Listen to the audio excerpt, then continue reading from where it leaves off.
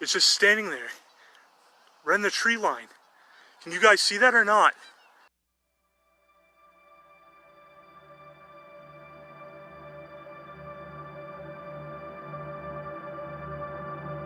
Guys, I swear to God, that's a Bigfoot. That is a Bigfoot standing there.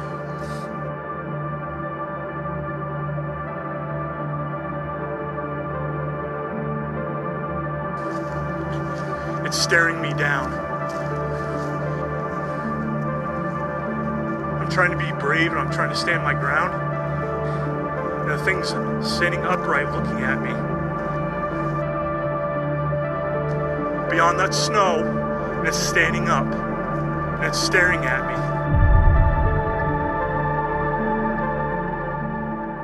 For decades, we've heard legends of big, hairy creatures lurking behind every tree. Are they half man or half ape? When we're dealing with the Bigfoot phenomenon, a lot of the cryptozoological mysteries, there's an elusivity here that is hard to explain. We should have bodies, but we don't. There may be techniques, things that we don't understand yet. We just have to keep documenting. I mean, we have other things in a fossil record similar to man and other types of apes, and this seems to be somewhere between less human and human. Could these beasts be relic hominids? Have our ancient cousins returned from our past to live amongst us? Got to the house, told my mother I'm crying, I saw a monster, blah, blah, blah. When I described it to her, she had knew what I was talking about, and then everybody was telling me that you saw Bigfoot. I actually took a lie detector test and passed. Are we seeing more Bigfoot? No, but we are seeing an increase in Bigfoot hunters, so they're seeing more Bigfoot. Right off the kitty corner of my car, here's this creature standing there, 7.5, 8 foot tall, 400 pounds, maybe more, maybe a smidgen less, staring at me. So do you believe? I do, yeah. You do believe? I don't think there's any scientific reason why they wouldn't exist. I think there's a host of paranormal entities or cryptozoological mysteries out there that haven't been identified yet. I have heard but not seen. Nothing's believable until it's right in front of you believable. In over 400 years since English adventurers first established permanent settlements here in New England, the history of New England is filled with wonderment, mystery, and haunted locations. New England needs to be recognized on the map as a major Sasquatch hub. If you think they can exist out there, they can't exist here. When devil monkeys run loose and woods devils frighten local children, New England never has a shortage of stories of mysterious phenomenon. You know, it's just a place where a lot of unexplainable things have happened throughout the years. Yeah. Show me Bigfoot, show me your evidence. Yeah. And let's talk about it. I'm Mike Tinsley, and for the last year I've embedded myself into the Bigfoot community and the world of cryptozoology. Let me ask you this. Yeah. Where's the body? Where's Bigfoot's body? First Nations people of the Northwest Pacific call them Sasquatch. The Chinese call them Yaren. Come with me as we talk to the experts and go down the rabbit hole of the world of cryptozoology. Let's go find Bigfoot, bitches.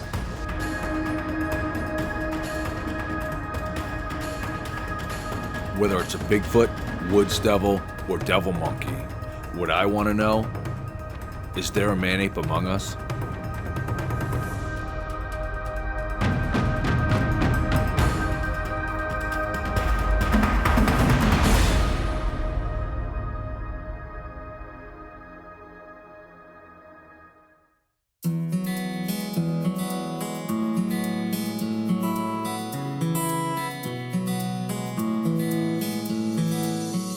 My name is Mike Tinsley. I've always had a passion for two things: the outdoors and being creative.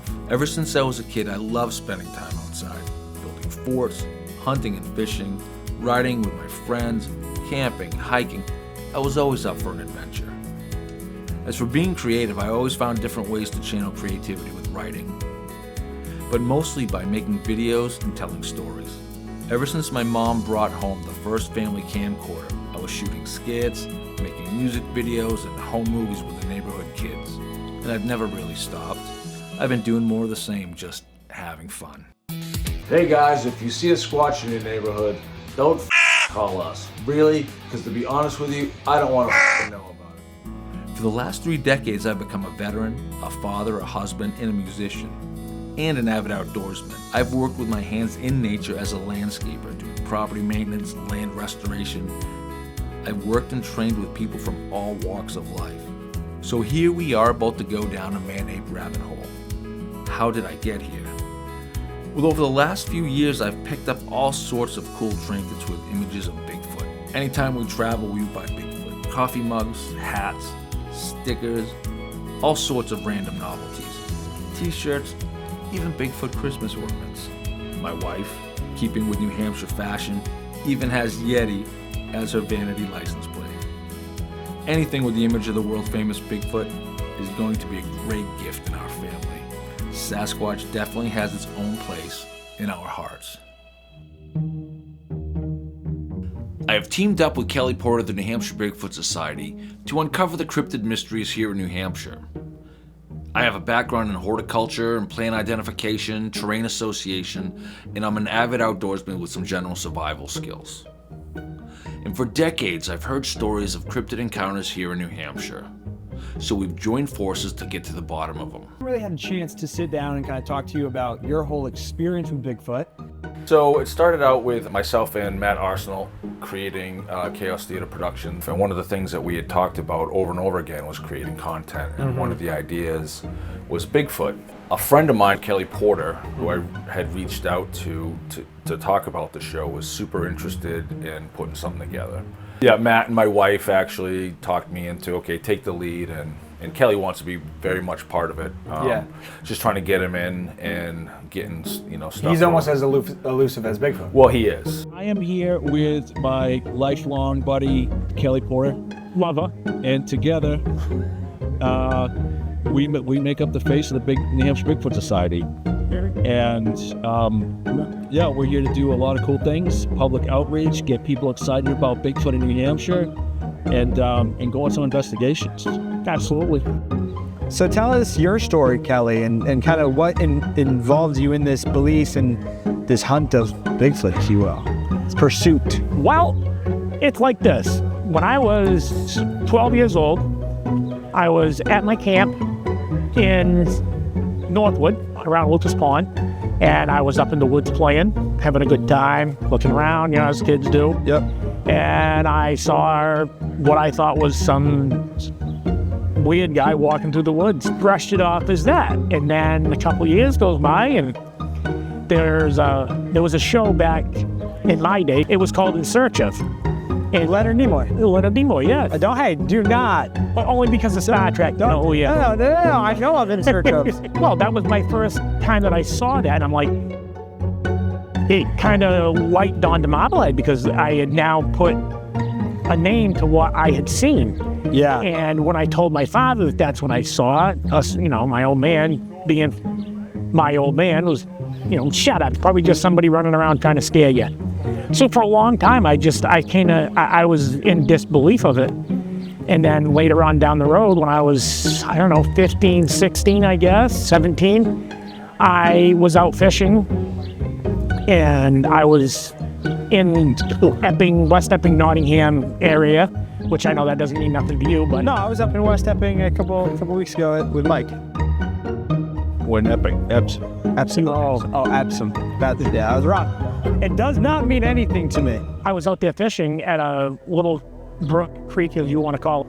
I heard a stick snap, the typical story that you hear. Yep. And I turned around and I saw something move behind the banking that I was down on.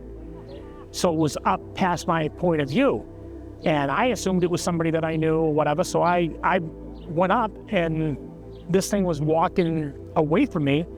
By that time, I'd already traveled probably 50 feet by the time I got to the banking, because, short legs, vertically channeled. Yeah. So it was kind of a muddy banking and stuff. So by the time I climbed myself up there, it had been walking away, and it looked like a big, hairy, naked person. That's the only way I can describe it.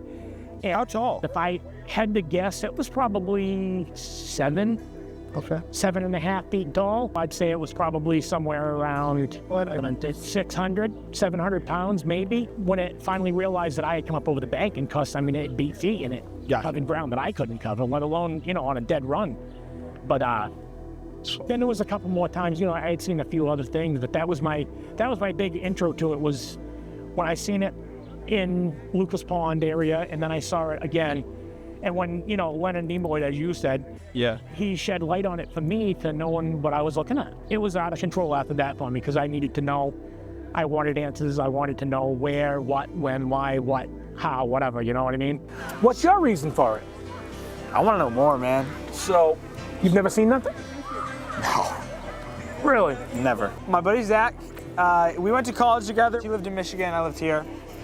So what happened, he called me, he said, hey, this guy I work with is going to do a documentary on Bigfoot. You want to come? And I was like, yeah, sure. I was planning to just kind of go, hang out, watch it. The guy ends up dropping out. He's like, but I still want to go. And I was like, yeah, I'll do it too. He's like, you want to interview the people? I was like, let's do it. So I went, we interviewed people, we put a documentary out. It got some good views over time. And then we were like, oh, this is interesting. So we were like, we got to find out more about this, because people were starting to ask more questions. I've never seen anything, I've never heard anything. I'm just gathering people's stories. And I think that a lot of people that believe in Bigfoot are sick of the televised talking heads that talk about their experience and how they know so much. So I want to interview the average person. I want to interview the average believer who's like, yeah, I've seen these things in the woods. I grew up in the woods. I've seen this. That's the story I want to tell. And so we're getting right in with it. But if I saw something or I saw some compelling evidence, I'd probably believe in it. Well, you know, nothing's believable until it's right in front of you believable. For the last year, we've gone to some festivals and events and met some people who shared their encounters with us. We've met fellow researchers and investigators, content creators, and authors. Kelly and I have done numerous investigations throughout New Hampshire, from reports of Bigfoot sightings to wood devils, dogmen, and devil monkeys. We plan to do more investigations, dig deeper into these stories, and find out what's really going on.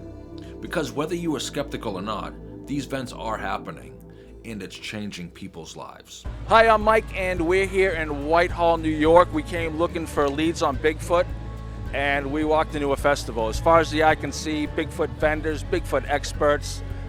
This is awesome. I can't wait to get around and mix it up with everybody and just check this place out. My name is Barbara Spohr. I am the main coordinator for the Whitehall Sasquatch Festival here in Whitehall, New York. So this is a really, really special day for our community. This is the biggest event that we have ever had here in Whitehall. We have volunteers who work tirelessly all year round to make this festival a success. It brings a lot of economic opportunities for our small rural community. Businesses have actually told me in the past that this festival has kind of saved them from going under, which is a really, that's a really great feeling. So it really is very impactful for the community. We have so many vendors here, a lot of small businesses, so we really are trying to support them. Why the attraction to Whitehall with Bigfoot? Yeah, Why? Whitehall's a hotspot. Whitehall's a Sasquatch hotspot. There was a sighting just as recent as July, this past summer. So I think it's just a place where a lot of things have happened. People really enjoy coming in and unlocking those mysteries per se.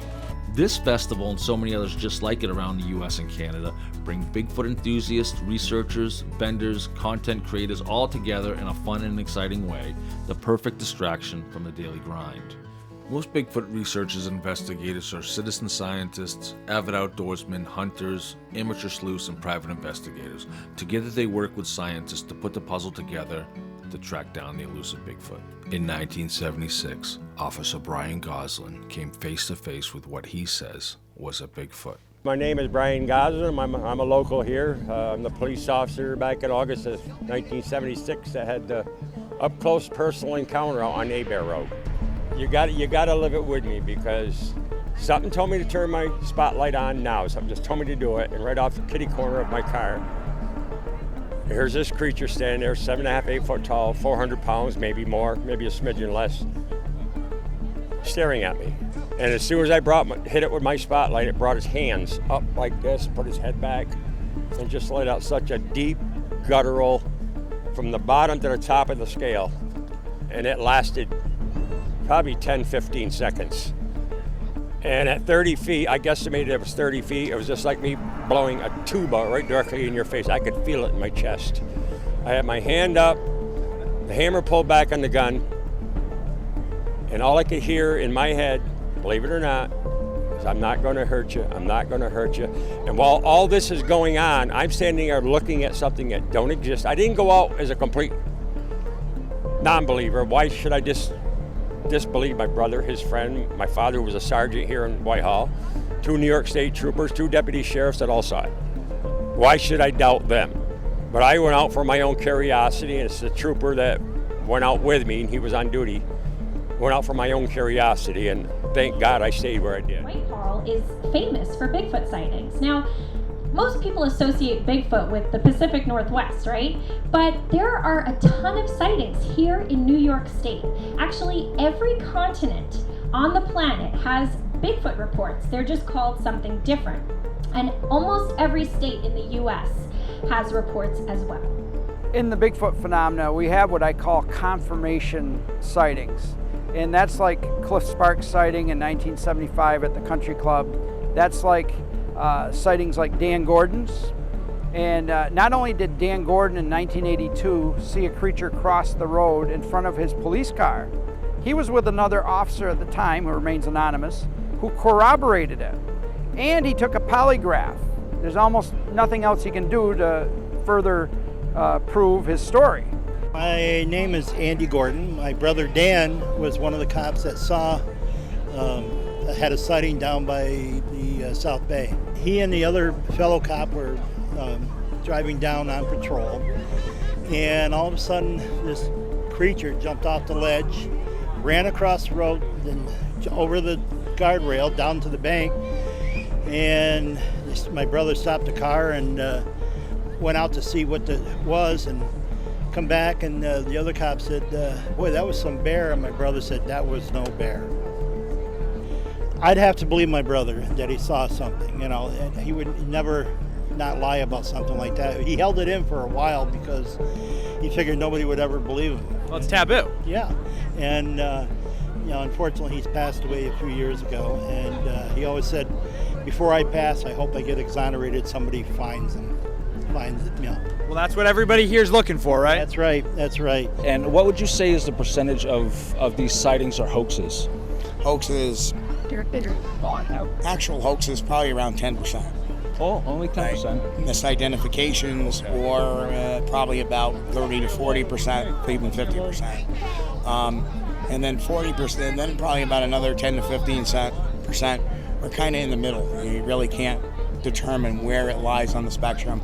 So probably the amount of I'll encounter Bigfoot is probably about around 20, maybe 25%. I've heard them before out in Oregon. I've heard them do kind of like an ape-like grunt, like a I've smelled them.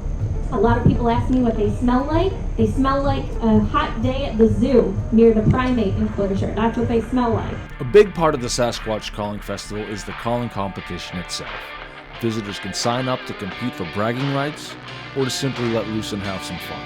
So naturally I signed up myself, and I got lucky number 7. So what brings you out here today? Where are you from? I'm from next door in beautiful Vermont, and we've always wanted to come to the Squatch Fest, and this is our first year, so I'm here with some friends, and I entered Squatch Calling Contest, and here we are. Yeah, I did too. I got my competition right in front of me. Pumped. I'm going to kick your ass, Mike. I'm sorry. All right, let's do it. That's what we're here for.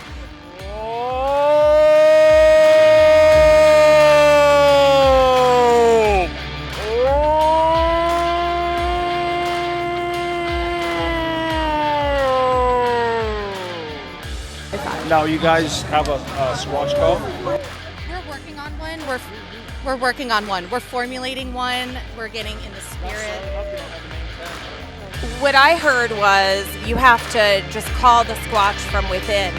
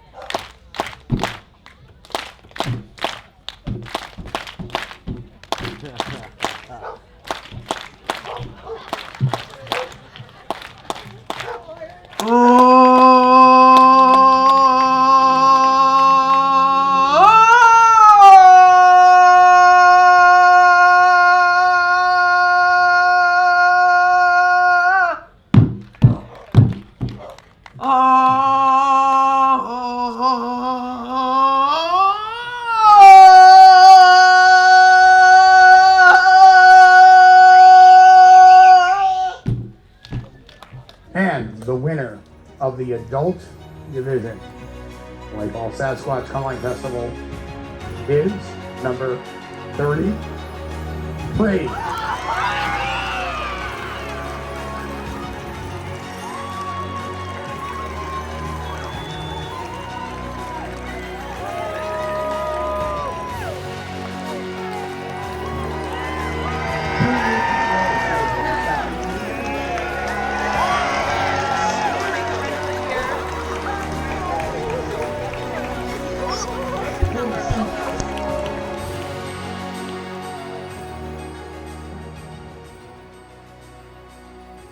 After the trip to Whitehall and seeing myself in the documentaries that Penford Media put out, I decided to go all in on Bigfoot. And I brought that enthusiasm to the New Hampshire Bigfoot Society. I got to know Richie B. and Wojo, Richard Brault and Stephen Wolanjevich. These guys are down at the Bridgewater Triangle in southeastern Massachusetts. The Bridgewater Triangle is notorious for strange events and occurrences. They do a fun and exciting podcast talking about Bigfoot research and some paranormal. They love to go out in the woods and have a blast while doing it. You know what I want to do actually too? We have another guest here, Mike Tinsley. So I didn't bring just one guest for you. No, not on the Banter Richie B podcast, because we're always up to something, okay? I brought two guests, right? This dude's from New Hampshire, right above me, right up there. And he's going to be at the Charming Fair Farm come June 22nd and 23rd. We're going to park our car in the yard. We're going to go over and have some fun, okay? But Mike Tinsley's going to be there. Mike Tinsley's he runs around New Hampshire, basically. Like he said, bringing awareness. You know what I mean? Like getting that vibe. We're getting this area excited because the Northeast is a forgotten Sasquatch area. I don't give a shit what anybody says. Yeah. Matter of fact, there's a few famous people here that fly the fuck away from here as far as they can get to look for Sasquatch. And I got to be honest, he's right here. He was in my backyard. I mean, it's just, hello, I'm in the Bridgewater Triangle. Look it up. You know what I mean? So let's bring Mike up while we say hi to everybody. Everybody, I want you to welcome Mike. He's from a few different places, but I guess we'll give him the New Hampshire Bigfoot Research. Is it Research Society, Mike? Shake your head. Yeah, close enough. Give him a big old Banter with Richie B podcast. Fucking welcome to my boy Mike Tinsley. Welcome to the show, my friend. Hey, there he is. New Hampshire Bigfoot Society. Yeah, that's God, you labeled it. Yeah, I should have just done this better. There you go. Yeah, no, you did great, man. What you got? Oh, I see it. Nice. Yeah. Nice. Easy. Some first Easy. edition No t-shirts. Don't lean too far back. You got no pants on. We already went over this backstage. Listen. They're not allowed. So listen, man. So you were talking a little bit about having that enthusiasm, right, and building up some hype for the area, right? Hell yeah. You can feel that building, can't you? I do. I do it with a lot of aspects to Bigfoot and the paranormal and all this cryptid stuff here in New England. On February 28th, 2024, I woke up to find reports and stories of Bigfoot in the New Hampshire Bigfoot Society Facebook group. And as I've done so many other times over the last few months, I reached out discreetly to see if they'd want to share more about their encounters and possibly follow up with an interview. Usually people deflect and I respect their privacy. However, on this day, a guy posted multiple videos about recent sightings here in Merrimack County, New Hampshire. Corey, dude, what is that? Looked like a little tiny person that ran across the road, didn't it? This thing's been following me along the river. It's on the other side of the river. It just crouched down and we're staring at each other. I'm not sure what the hell that is. So I'm not sure if it's a Bigfoot or a person. Like, I don't know. It's been staying there for like a couple minutes now and we've been staring off at each other. I'm 100% sure that's a Bigfoot. Hello, it is Wednesday, February 28th at 1:30 in the afternoon. It is a rainy day here in Concord, New Hampshire. Overcast. Looks like there's some breaks of sun. I am on my way up I-90-89 to Henniker. We got a report earlier from a gentleman who said that he saw some tracks and some creatures sitting across from a river. It has made its way onto the internet, and everybody has been talking about it all morning. So I'm trying to get the scoop and get over there as quickly as I can to scout out. I have a team working with me. I have somebody interviewing it right now on the phone, and he's going to get the details and pass it along to me. Richie B is doing his thing, how he does it, making the magic happen, and I got Kelly Porter on standby, and as well he is helping me out with some information. Also in the loop I have my production team, my boys. We're just staying on top of this and trying to make sure that we do what we can to leverage ourselves the best way possible for this story, because whatever it is, it's getting some steam online, and it's in my backyard. Literally, I'm a few minutes away. Probably about maybe 15 minutes out. I'm waiting for the exact coordinates to go there. I'm going to do kind of a quiet scout, kind of sneak up, and just get a lay of the land and check for anything out of the ordinary, get a baseline of what it is that's going on in that area. Because if the word gets out and anybody gets a heads up, I don't want to be caught being hoaxed. It is Wednesday, February 28th, 2024 at 2:15 p.m. I'm currently at Amy Brook Park in Henniker. I am looking, I don't have my compass, but I'm looking at Pat's Peak. I'm in the parking lot facing up to the road. I'm looking at a meadow with some cornfields, and there's a river on the other side. Also a sand pit beyond that. When we noticed the traction it was getting online with Matt Moneymaker and the BFRO, we wanted to make sure that we were first here to get the lowdown of what's going on. This is our backyard. This is what we're gonna do. This is what we plan on doing, is getting out in the field and researching. So I am meeting Kelly Porter here, and then we will meet up with this guy who's a local. He lives right down the street. Okay, so this right here is Amy Brook behind us. Okay. And this used to be the old sawmill. And the river actually runs underneath the bridge over that way. And then right in here it actually bends, and this becomes the whole island. Okay. So the whole island over here is where I'm encountering like all the Bigfoot activity. Okay. And so it's all open field, but then in the middle of it, there's actually like a wooden area, and I think that's where they've been staying. Okay. And they didn't just cross and go as easy as they please right across that river. Yep, so yeah, that's where I've been having all that activity in that area. And if you can see, there's actually like this really high brush, almost like this, that they use. See that line right there? Yep. They use that, and they walk right through that. Yeah, it looks and they like use it as like a cover. I noticed that there's little tiny red berries that grow on there, and I've watched them pick these little tiny red berries and eat them. So that could be, now what time of year is that? That would be spring. Spring, berries in the spring? Yeah, berries in the, well, more spring, summertime. Okay. If they're really lucky, sometimes they're not on there as often. Yeah, okay. Yeah, I've been seeing them eat a lot of vegetation and stuff. But yeah, that's definitely where I've had all my experiences. Okay. And I've been horrified to go on that horse trail, but I'm getting braver. Yep, well, let's go. So me and Kelly, New Hampshire Bigfoot Society, this is definitely a good place down here. It's definitely got a story to tell. I mean, it's a worked area, but I mean, look at this place. Stump Squatch, I guess.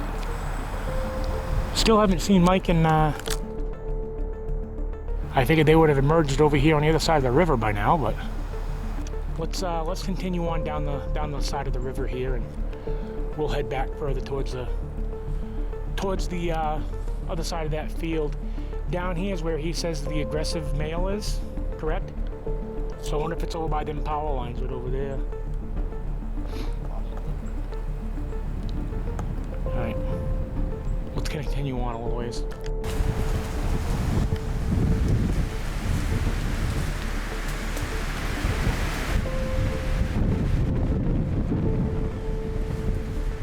Old hollowed out tree. I suppose something small could climb up in there.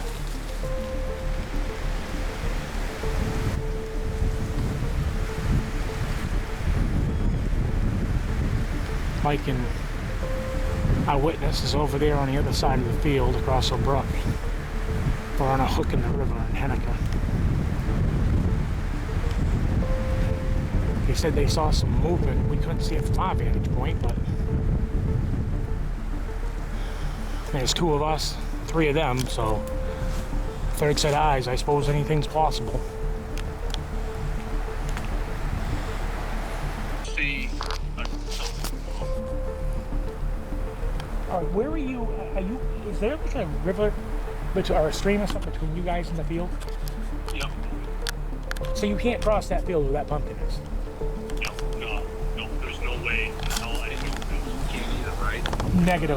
That's 15 feet of water right there. Yeah, now we'd have to really, I see it right there, there's Bigfoot. It's right in front of the pumpkin. Give me that flashlight. Standing up. Up on the hill? In the woods. It's in the woods. In what woods? So right where that pumpkin is? Yeah. He's like right in the wood line of the pumpkin. Can you see my flashlight? Yep, so I can see his flashlight right there. Yep, I see it. So to your left, there is a black or dark spot behind that pumpkin in the tree line. I'm assuming that's what you're talking about. Yes, yep. Are you talking about down on your level or up on my level? Right, well, it's level. Eye level to us. It's level to the pumpkin, but it could be set back a little bit into the tree line. Do you see anything over there? No, I'm not entirely sure where they're looking either. They're looking right over there, Kelly. I don't see anything. I have full vision of that pumpkin and that whole edge right there, and I don't see anything.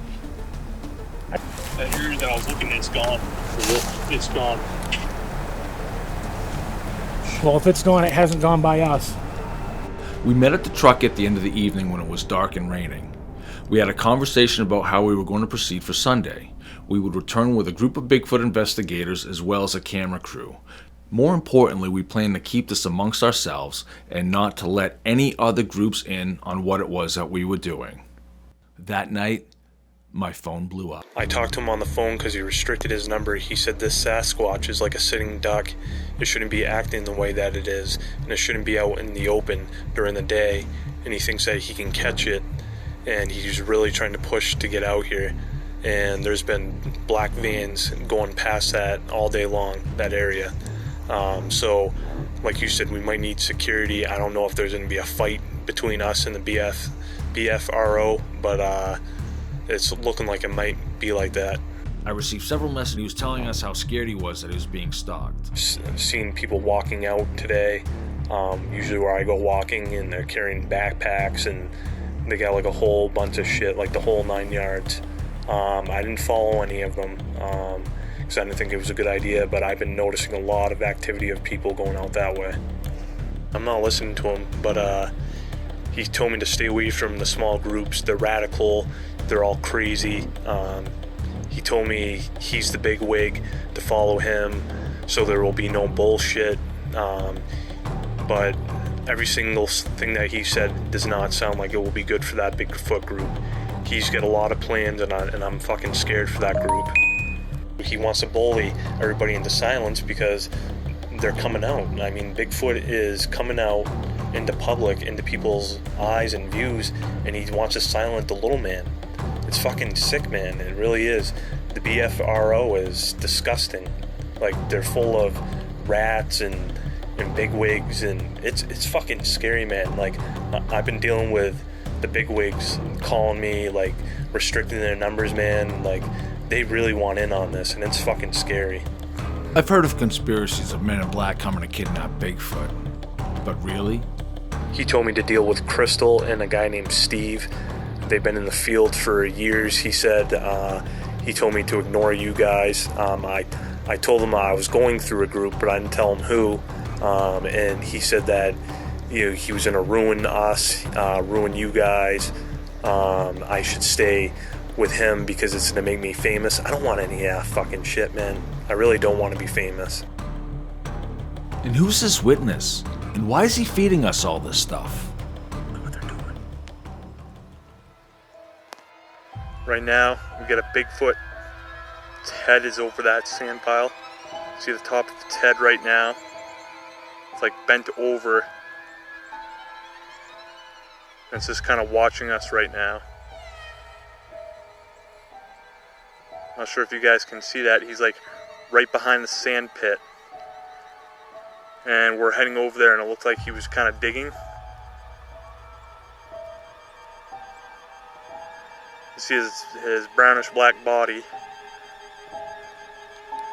I don't want to get any closer to it, but from Bigfoot bounty hunters. I'll zoom out for you guys. He's right behind that sand pit. Good couple, probably 30 yards, 40 yards from it. He can't see us, but there's Corey.